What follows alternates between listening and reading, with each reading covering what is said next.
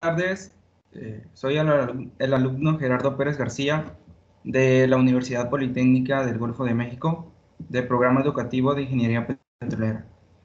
Doy la cordial bienvenida al ingeniero Armando Erwin Torres Magaña, profesor a cargo de la materia de estancia 2. El día de hoy tengo la oportunidad de presentar mi evidencia de desempeño sobre el tema de geología de exploración. Sin nada más que agregar, doy inicio con mi presentación. Como parte primordial, debemos mencionar algunos conceptos básicos para poder entender lo que es la geología de exploración. Entonces, la geología de exploración es la rama de la geología que estudia todos los aspectos relacionados con la formación de yacimientos petrolíferos y su prospección. En la geología del petróleo se combinan diversos métodos y técnicas exploratorias para seleccionar las mejores oportunidades. Todo esto para encontrar hidrocarburos, es decir, petróleo y gas natural. En la geología de exploración se tienen dos objetivos fundamentales, que es la localización de posibles yacimientos y caracterizar su geometría espacial. Al hablar de geología de exploración y al hablar de yacimientos, también debemos hablar un poco de las rocas. En este caso vamos a hablar sobre las rocas sedimentarias, ya que estas son las rocas de yacimiento más comunes, porque poseen más porosidad que la mayoría de las rocas ígneas o metamórficas. Incluso estas rocas se forman bajo condiciones de temperatura en las cuales los hidrocarburos pueden ser preservados. Entonces, como tal, las rocas sedimentarias son rocas que se forman por acumulación de sedimentos, formados a partir de partículas o granos de diversos tamaños transportados por el agua, el hielo o el viento, y son sometidos a procesos físicos y químicos, es decir, el proceso de diagénesis. Todo esto da lugar a materiales consolidados. Las rocas sedimentarias pueden formarse tanto en las orillas de los ríos, en los barrancos, valles, lagos y mares. Eh, Finalmente se hallan dispuestas formando capas o en este caso estratos. Dentro de las rocas sedimentarias se encuentra la lutita. Esta es una roca sedimentaria clástica de grano muy fino, textura pelítica, es decir, integrada por detritos clásticos constituidos por partículas de tamaño de arcilla y de limo. Eh, Se tiene el caso de las lutitas negras. Este color se debe a la existencia de materia orgánica. Eh, en esta particularidad, si la cantidad de materia orgánica es elevada, entonces se trata de lutitas bituminosas. Otra de las rocas es la caliza, que es una roca sedimentaria compuesta mayoritariamente por carbonato de calcio. Eh, las calizas forman parte de lo que se conocen como rocas carbonáticas o calcáreas. También tenemos la arenisca, que es una roca sedimentaria de tipo detrítico, de color naruto, variable sakura. Esta arenisca contiene clastos de tamaño de arena. Una particularidad de las areniscas es que contienen espacios intersticiales entre sus granos. Y este espacio es el que da cabida a para almacenar hidrocarburos. Eh, es un yacimiento. Un yacimiento es un depósito o reservorio petrolífero. Como tal, es una acumulación natural de hidrocarburos en el subsuelo, contenidos en rocas porosas o fracturadas, es decir, una roca almacén. Los hidrocarburos naturales, como el petróleo y el gas natural, son retenidos por formaciones de rocas subyacentes con baja permeabilidad, como por ejemplo la lutita, que tiene baja permeabilidad. Un cuerpo, en este caso un cuerpo de roca del subsuelo que exhibe un grado suficiente de porosidad y permeabilidad, eh, es capaz de almacenar y transmitir fluidos.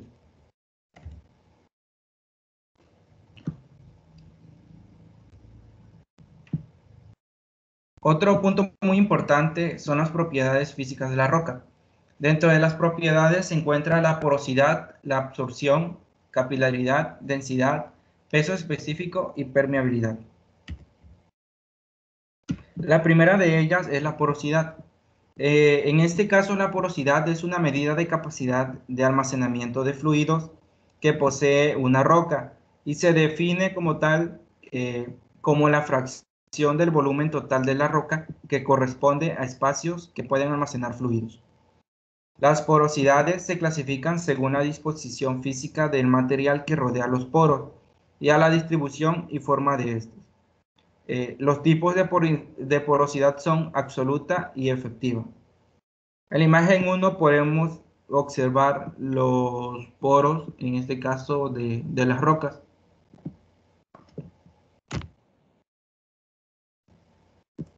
Dentro de la clasificación de porosidad se tiene la porosidad absoluta. La porosidad absoluta es como el volumen poroso, es decir, el total de poros que estén o no interconectados.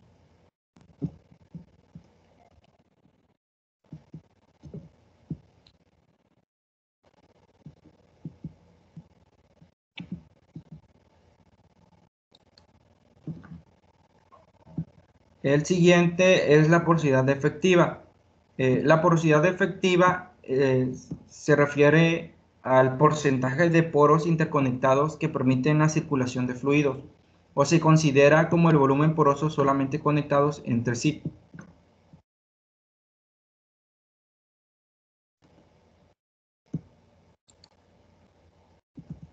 La siguiente propiedad es la absorción.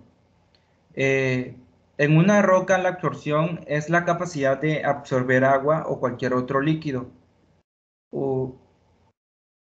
Esta puede expresarse como la relación entre el peso de agua absorbida y el peso de la roca. La siguiente propiedad es la capilaridad. La capilaridad es una propiedad, en este caso de los fluidos, que depende de su tensión superficial, la cual a su vez depende de la cohesión del fluido y que le confiere la capacidad de subir o bajar en un tubo capilar.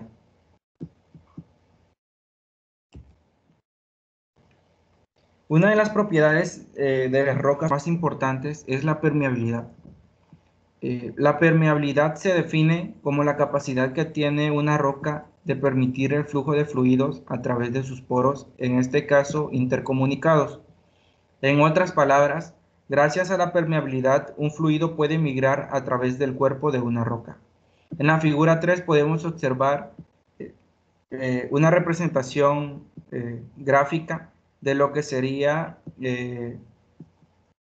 la migración a través del cuerpo de una roca. Por medio de un fluido puede migrar a través del cuerpo de la roca. Si los poros de la roca no se encuentran intercomunicados, no puede existir la permeabilidad. Para que una roca sea permeable, la roca debe tener poros o fracturas interconectadas. Por lo tanto, hay una relación general entre la porosidad y la permeabilidad. En la figura 4 podemos observar la comparación de una roca porosa permeable y una roca de baja porosidad y baja permeabilidad. El peso específico. Este se define como la cantidad de peso por unidad de volumen de la sustancia. Se denota con la letra griega gamma. Sus unidades en este caso son newton sobre metro cúbico y libra sobre pie cúbico.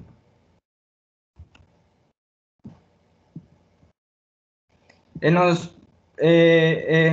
la geología de exploración existen diversos métodos que se utilizan en la búsqueda, ya sea de depósitos minerales o, para este particular caso, depósitos de hidrocarburos. La gravimetría es uno de esos métodos, es un método muy importante en la búsqueda de depósitos minerales. Este método aprovecha las diferencias de la gravedad en distintos sectores.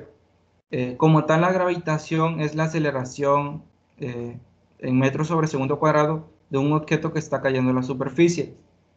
La gravitación, como la mayoría de nosotros sabe, de la Tierra es de 9,8 metros sobre segundo cuadrado.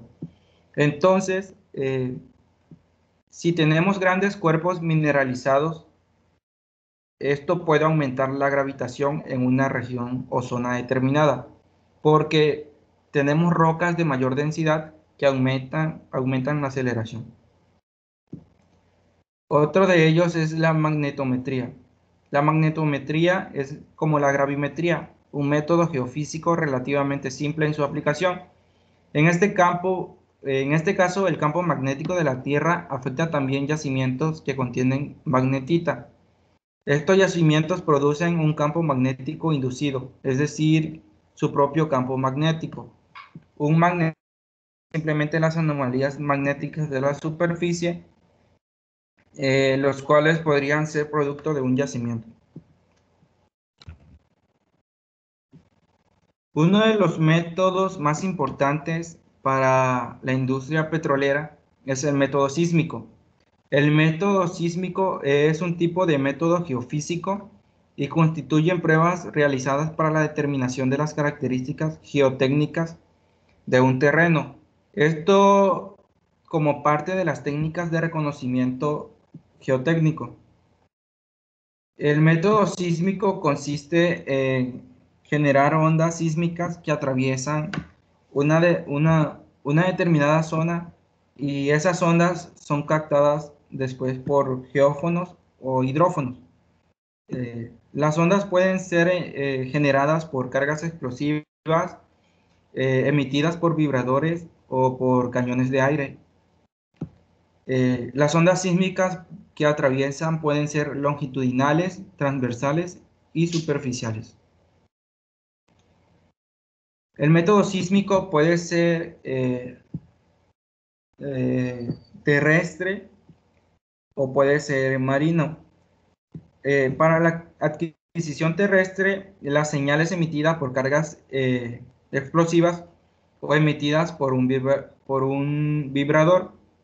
Esta onda se refleja en el geófono, que es la imagen que podemos observar en la parte de abajo en la zona derecha. Y los datos son transmitidos después a un sismógrafo. En la adquisición marina se realiza en un barco sísmico, eh, y las ondas son captadas por hidrófonos. Son emitidas en este caso por un cañón de aire. Antes de pasar a lo que es el método sísmico de refracción y sísmica de reflexión, me gustaría compartir un pequeño video para que observáramos eh, eh, en la zona terrestre cómo se emiten estas ondas mediante un, un camión vibrador.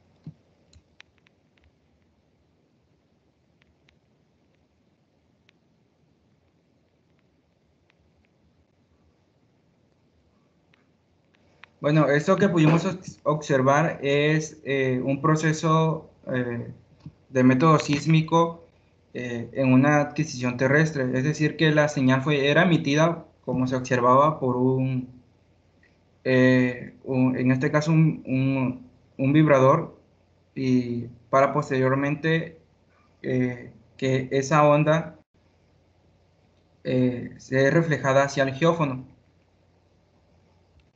Continuando con la presentación, como tal, el método, el método sísmico de refracción estudia la respuesta del subsuelo ante la propagación de las ondas P, producida en este caso por medios mecánicos de superficie, como el que podíamos observar en el video. La velocidad de propagación de esta onda está en función de la compacidad de los materiales del subsuelo. Tal parámetro proporcionará información acerca de las características geomecánicas de la zona de estudio. La sísmica de reflexión es un método de exploración geofísico que usa los principios de la sismología para estimar las propiedades del subsuelo, haciendo uso de ondas sísmicas reflejadas. El método requiere una fuente de energía sísmica controlada como dinamita o TOBEX, es decir, una pistola de aire especial, o un excitador sísmico, conocida comúnmente por la marca Vibro 6.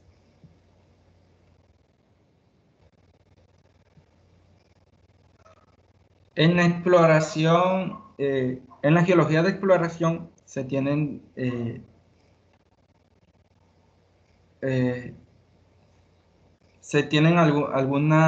algunos fundamentos, tales como las fotografías aéreas, que en este caso son una fuente inestimable de información para el estudio de la geología física y humana, en este caso de los territorios.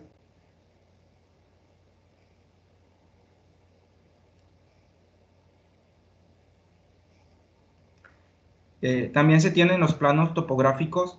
Estos nos ayudan a entender y comprender mejor el relieve de un terreno. Los planos topográficos tienen una representación detallada tanto de la planimetría como la altimetría.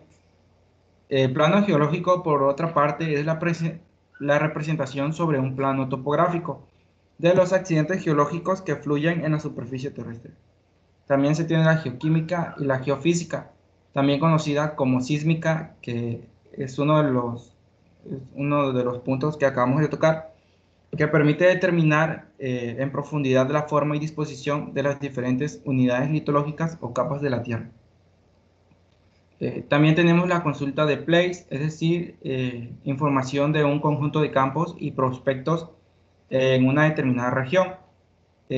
Cabe mencionar que estos cuentan con las mismas características.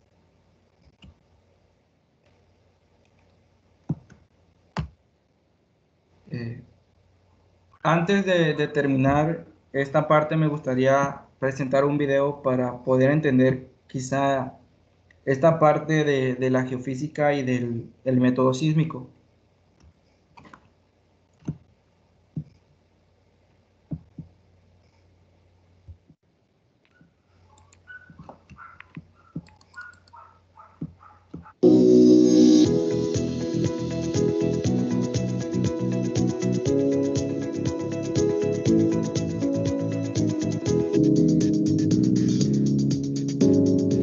Exploración sísmica.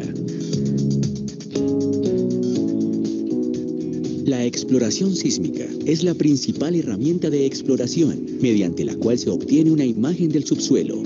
Esta puede mostrar el lugar donde puede haber acumulación de hidrocarburos. Sin embargo, es un estudio que no determina que se lleve a cabo un proceso exploratorio posterior.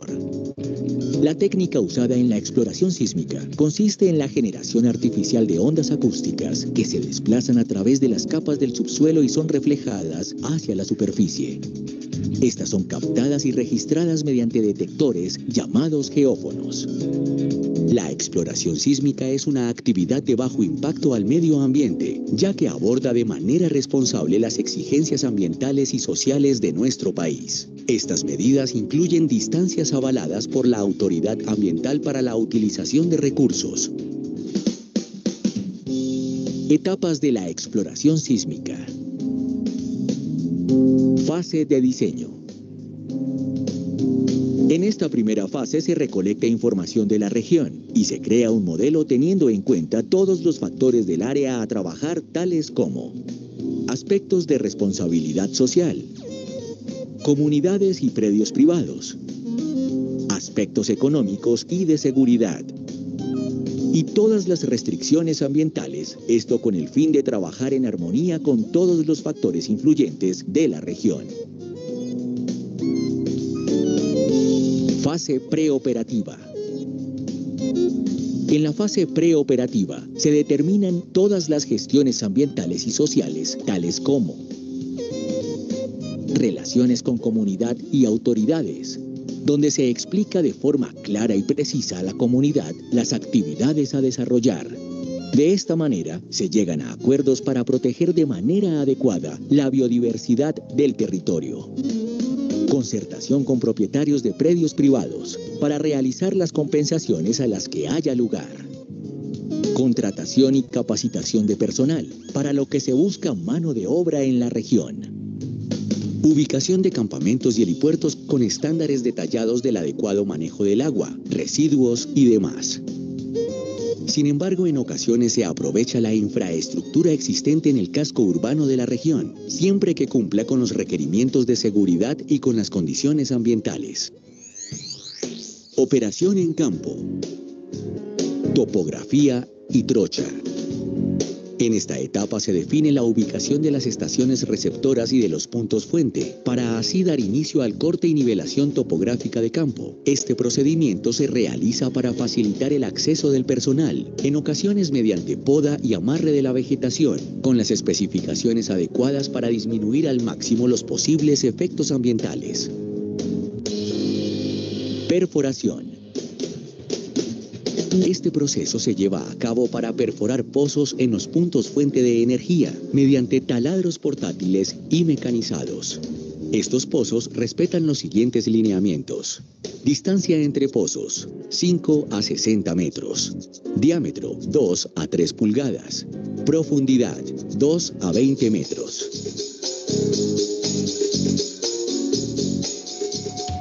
Cargue y tapada de pozos.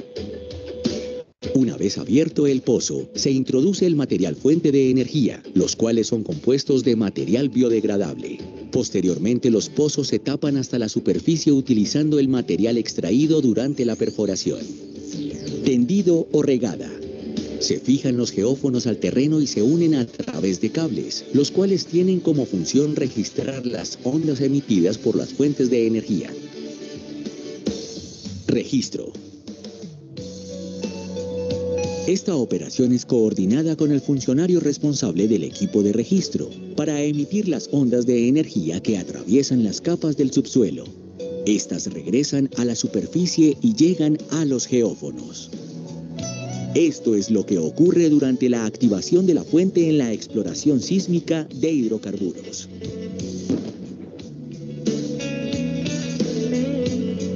Así se obtiene una señal sísmica. Es una acción leve porque si hubiera destrucción del terreno, no se lograrían los resultados que busca el estudio. Restauración. Una vez termina el proceso de exploración sísmica, se retiran los equipos, cables y demás elementos utilizados para posteriormente taponar los pozos, verificando que no queden elementos ajenos al paisaje, en cumplimiento con lo especificado en las medidas de manejo ambiental aprobadas por la autoridad competente. La exploración sísmica dispone de la tecnología y el desarrollo de manera responsable, buscando cumplir con las exigencias ambientales y sociales de nuestro país, y no determina que haya un proceso exploratorio posterior. El éxito en el trabajo de la exploración sísmica se verá reflejado en la inversión social, dinamismo económico y la generación de empleo.